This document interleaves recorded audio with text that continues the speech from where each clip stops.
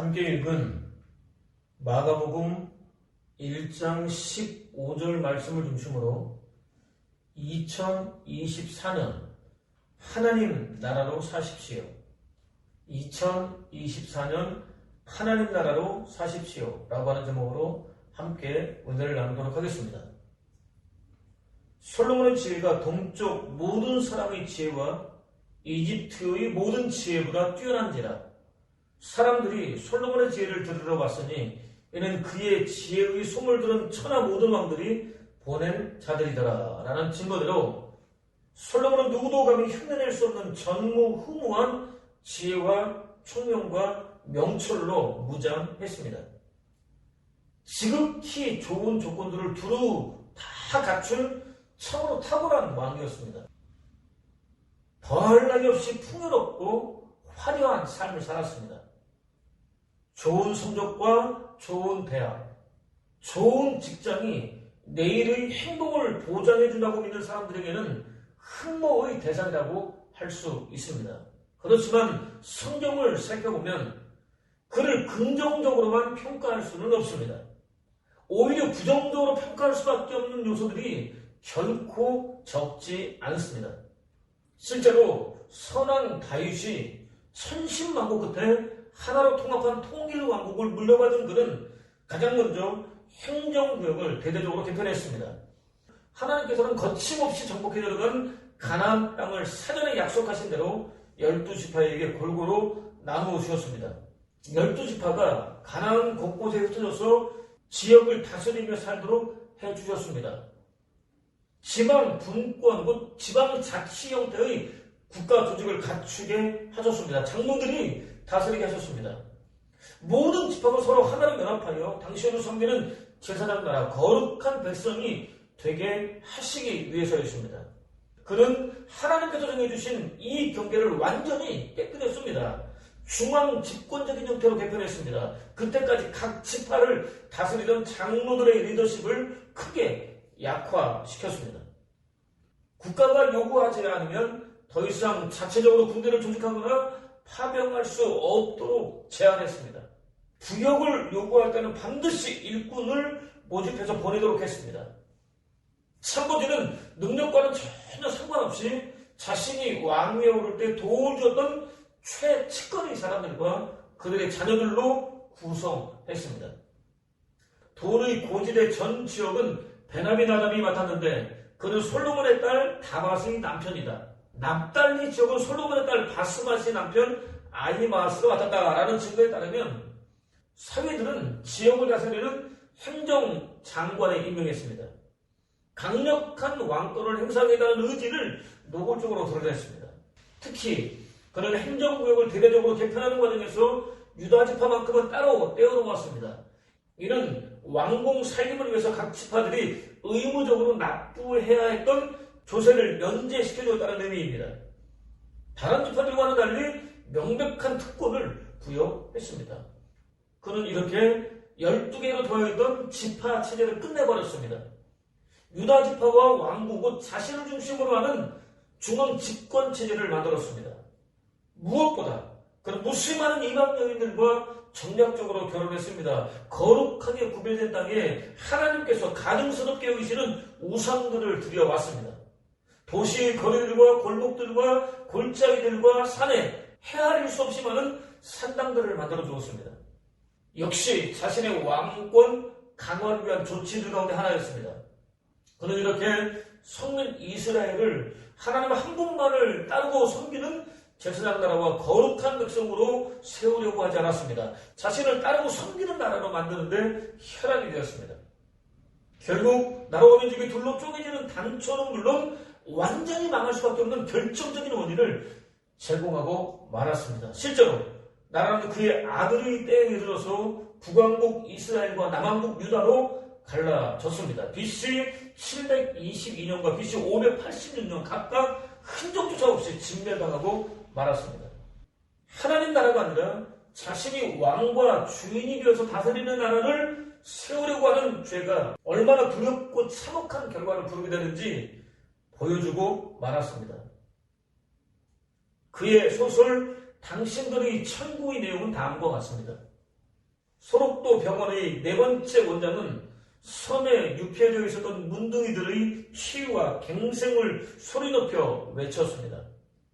그들을 위해서 거처를 마련해 주었습니다. 보급품 배달을 위해서는 길을 닦았습니다. 선창까지 만들어 주었습니다.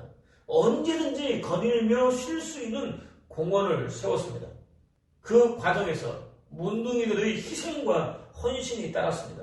문둥이들은 낙원을 건설하는 과정에 수시로 동원되었습니다. 일하는 과정에서 다치는 것은 예산일에 불과했습니다. 심할 때는 죽어나가기도 했습니다. 노동의 대가를 뜯기고 헌금을 강요당하는 일도 다반사로 벌어졌습니다. 그럼에도 불구하고 그들은 원망과 불평을 쏟아놓기는커녕 오히려 원장의 뜻에 따라서 일사불란하게 움직였습니다. 원장이 제시한 낙원에 대한 황홀하고 설레는 꿈 때문이었습니다. 절망 속에서 끊어지지 않는 목숨을 겨우 연명하고 있었던 문둥이들에게 있어서 낙원에 대한 원장의 약속은 더할 나위 없이 강력한 자극과 함께 소망이 되었기 때문이었습니다. 문제는 원장이었습니다. 그는 소록도를 자신의 왕국으로 만들어가는 꿈이 실현되어 갈수록 점점 더 전제적인 폭군으로 변했습니다. 사람들로부터 존경과 칭찬과 지원을 받게 되자 점점 더 큰 꿈을 꾸었습니다. 그가 꿈을 키우면 키울수록 문둥이들의 고통은 점점 더 커졌습니다. 문둥이들은 자신들의 병든 몸을 혹사시키고 심지어 죽어가면서까지 이루어낸 낙원의 주인이 아니었습니다. 그들이 쏟아낸 엄청난 희생과 헌신을 통해서 낙원을 세우고 관리하고 보존한 결과는 고스란히 원장의 몫으로 돌아갔습니다. 그들은 원장의 더러운 욕망을 시간해주고 원장의 영성을 하늘 끝까지 높여주고 원장에게 천문학적인 부를 가져다주는 도구들 가운데 하나 정도에 불과했습니다. 그러던 어느 날 그들은 마침내 이 모든 일이 자신들을 위한 것이 아니라는 사실을 깨달았습니다. 가혹한 쪽으로 희생과 헌신을 강요하고 그 과정에서 하나밖에 없는 소중한 목숨을 잃게 되는 일이 벌어져도 별로 대수롭지 않게 여기던 원장과 원장 주변의 핵심 참모들을 위한 것이었다는 사실을 깨달았습니다. 자신들은 그들의 교묘한 사탕발림에 완벽하게 속아 넘어가서 자신들의 간절했던 바람에 완전히 매몰된 상태에서 기본적인 상식과 논리는 물론 이성까지도 완벽하게 마비된 채 철저하게 이용당하고 또 착취까지 당하는 범죄 행위를 스스로 용납하고 있었다는 사실을 깨달았습니다. 낙원은 자신들이 아니라 그들의 것이었다는 사실을 깨달았습니다. 작가는 그들의 때늦은 깨달음을 소록도 환자들에게 낙원은 없었다. 그들에게 낙원이 없는 한 소록도에 낙원이 없었다. 소록도의 낙원은 그들에 관한 소문 속에만 존재하고 있었다. 명분도 믿을 것이 못 되었다. 그들은 그것을 알고 있었다. 문제는 명분이 아니라 그것을 갖게 되는 과정이었다. 명분이 과정을 속이지 말아야 한다. 명분이 재물을 요구하지 말아야 한다. 낙원은 무엇인가? 결과가 아니라 과정 속에서 마음으로 얻을 수 있어야 했다. 스스로 구하고 즐겁게 봉사하며 낙원을 위한 봉사를 후회하지 말아야 진짜 낙원을 얻을 수 있었다라고 전하고 있습니다. 간과하지 말아야 합니다. 소록도에는 분명 낙원이 있었습니다. 그 낙원은 문둥이들이 아니라 더러운 욕망에 완전히 사로잡힌 그것을 이루기 위해서 낙원을 간절한 마음으로 사모하고 있었던 문둥이들을 교묘하게 기만하고 희생과 헌신까지 강요했던 원장과 원장 주변 사람들의 것이었습니다. 역사 속에서 무수히 많이 반복되었습니다. 지금도 도초에서 끊임없이 반복되고 있습니다. 차마 입에 담기도 부끄럽고 안타까운 일이지만 오늘 우리 교회 안에서도 얼마든지 찾아볼 수 있습니다. 목사 한 사람의 더러운 욕망을 채우기 위해서 무수히 많은 성도들이 희생당하고 있습니다. 당연한 일이라도 되는 것처럼 버젓이 벌어지고 있습니다. 그렇다면 오늘 저와 여러분은 과연 어떻습니까? 어떤 나라를 세우고 있습니까? 자신을 위한 나라입니까? 하나님을 위한 나라입니까? 자신이 아니라 하나님 한 분만을 고스란히 들으려는 하나님 나라로 살고 있습니까? 하나님 나라, 성경적인 의미와 오늘의 사명이라는 책의 저자의 지적에 따르면 저와 여러분은 그저 일상을 살고 있습니다. 그 과정에서 가장 소중한 하나님을 잊어버렸습니다. 하나님께서 무슨 일을 하고 계시는지 잊어버렸습니다. 마지막 때가 도래할 것이라는 사실을 잊어버렸습니다. 예수 그리스도께서 이러한 배경 속에서 깨어있으라고 가르쳐 주셨습니다. 마치 하나님께서 인간에 대해서 아무 관심도 없는 것처럼 일상의 삶에만 푹 빠져서 살면 안 된다고 가르쳐 주셨습니다. 기독교는 한마디로 하나님 나라입니다. 하나님 나라를 알지 못하고는 기독교를 제대로 알 수 없습니다. 기독교의 실체는 하나님 나라입니다. 예수 그리스도의 거룩한 희생을 통해서 하나님의 거룩한 자녀로 거듭난 저와 여러분에게 주어진 최대의 사명은 이 하나님 나라를 사는 것입니다. 하나님 나라로 사는 것입니다. 하나님 나라를 나타내 보여주는 것입니다. 그러기 위해서는 저와 여러분이 먼저 하나님 나라가 되어야 합니다. 하나님 백성이라고 외치는 그리스도인들의 공동체인 하나님의 교회가 하나님 나라가 되어야 합니다. 호흡하는 모든 순간 하나님과 떼어야 뗄 수 없는 관계를 맺어야 합니다. 성경의 핵심 메시지인 동시에 신구약 성경에 무려 259번이나 언급되어 있는 하나님 나라는 가짜 천국행 티켓을 발매하고 비싼 값에 팔고 있는 구원파가 아닙니다. 터무니없는 기복신앙을 부추기는 거짓 복권도 아닙니다. 죽어서나 겨우 들어갈 수 있는 특별한 장소도 아닙니다. 오늘 여러분이 반드시 되어야 하는 나라입니다. 반드시 살아내야 하는 나라입니다. 또 하나님 나라는 전인적입니다. 총체적입니다. 세계적입니다. 우주적입니다. 역동적입니다. 급진적입니다. 도전적입니다. 완벽한 삶의 전향을 요구합니다. 완벽하게 다른 사람이 되기를 요구합니다. 존재의 모든 측면, 곧 삶의 양식과 태도, 사고 방식 등을 허물과 죄로 죽은 인류 구원을 위해서 자신을 거룩한 희생제물로 내려오신 예수 그리스도께 완벽하게 맞춰야 한다고 요구합니다. 의도적이고 의식적인 전환을 요구합니다. 이제까지와는 완전히 다른 사람이 되라고 요구합니다. 때가 찼고 하나님 나라가 가까웠으니 회개하고 복음을 믿으라 라는 예수 그리스도의 가르침에 따르면 하나님 나라가 되고 하나님 나라로 살아내기 위해서는 필연적으로 갖춰야 할 전제 조건이 하나 있습니다. 회개입니다. 회개는 허물과 죄로 죽은 나의, 나야, 내 거야 등 곧 지극히 이기적이면서 또 지극히 자기중심적인 세계관을 완전히 버리는 것입니다. 그때 비로소 영원한 죽음과 저주와 꺼지지 못하는 지옥 불구덩이고 절대 절망과 정망이라는 심해로부터 인양되기 위해서 반드시 떼어야 하는 첫걸음을 떼는 것과 같습니다. 또 회개에는 필연적으로 고난이 따릅니다.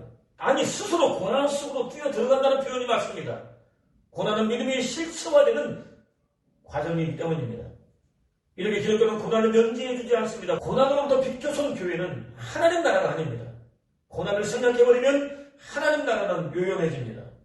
하나님 나라는 고난을 직면한 교회가 믿음의 실체를 선명하게 드러낼 때 구체적으로 실현됩니다.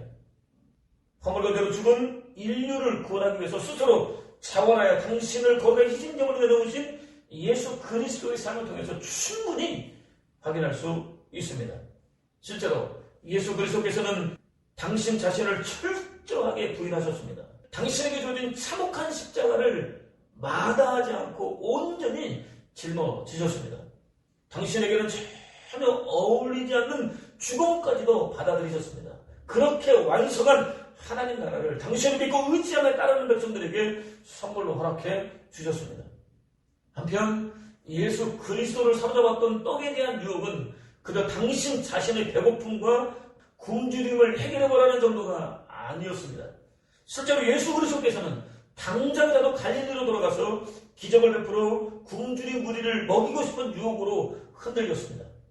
사실 예수 그리스도께서는 천지를 창조할 수 있는 능력으로 충만하셨습니다. 큰 잔치를 벌일 수 있으셨습니다.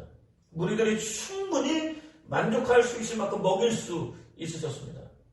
뒤틀린 경제 정의를 단숨에 회복할 수도 있으셨습니다.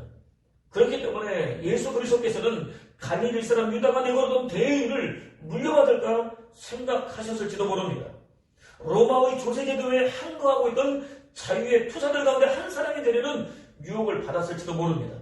당시 활동하고 있던 도적들처럼 부자들의 창고를 털어서 헐벗고 굶주린 사람들에게 나눠주는 일을 꿈꿨을지도 모릅니다. 아무튼 예수 그리스도께서 당하신 시험에는 저와 여러분은 절대로 다 파악할 수 없는 다양한 측면들이 있습니다. 그때 예수 그리스도께서는 떡으로 삶의 문제를 해결하는 방식을 거부하셨습니다.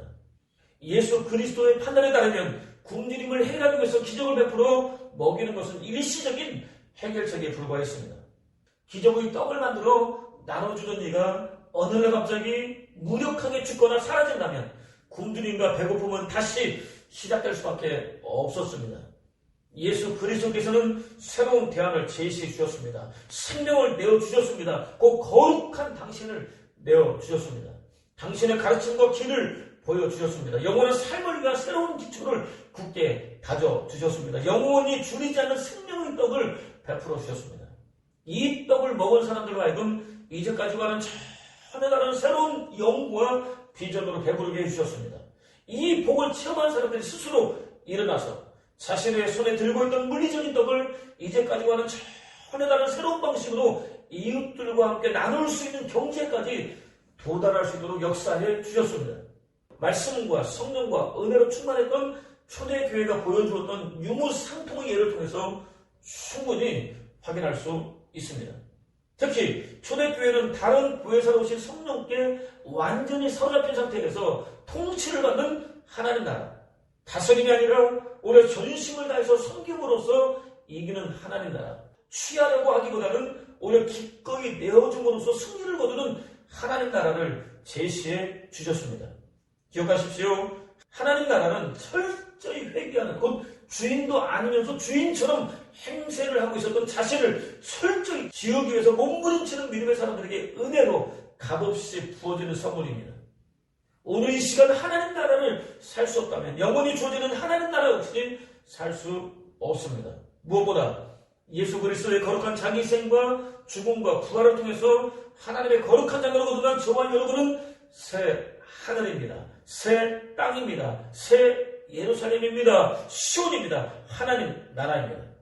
호흡하는 모든 순간 절대 잊지 말아야 할 자랑스러운 정체성입니다. 어디에 내놓아도 부끄럽지 않은, 오히려 당당하게 드러내도 되는 그야말로 자랑스러운 정체성입니다. 끊임없이 주장하며 주인 행세하려는 자신을 철저히 지울 수 있는 은혜를 구하십시오. 지극히 이기적이고 육신적인 자신이 아니라 예수 그리스도를 유일한 왕과 주인으로 모실 수 있는 은혜를 구하십시오. 무엇보다 아무리 어렵고 힘든 환경과 상황과 조건들이 주어진다 할지라도 절대로 하나님 나라라는 자신의 정체성을 잃지 않을 수 있는 은혜를 구하십시오. 반드시 하나님 나라로 살아낼 수 있는 은혜를 구하십시오. 그것을 통해서 하나님 나라의 충만한 영원한 기쁨과 즐거움과 만족과 평안과 안식과 쉼을 누리는 복된 2024년, 쉬지 않고 이어지는 절망 속에서 몸부림치는 영혼들에게 하나님 나라를 보여주는 복된 2024년, 하나님 나라로 이끌어주는 복된 2024년, 자신을 하나님 나라로 거룩하게 구별해 주신 하나님께 받으시기 합당한 감사와 찬양과 영광을 올려드리는 복된 2024년을 사는 저와 여러분 되시기를 주님의 이름으로 축원을 드립니다.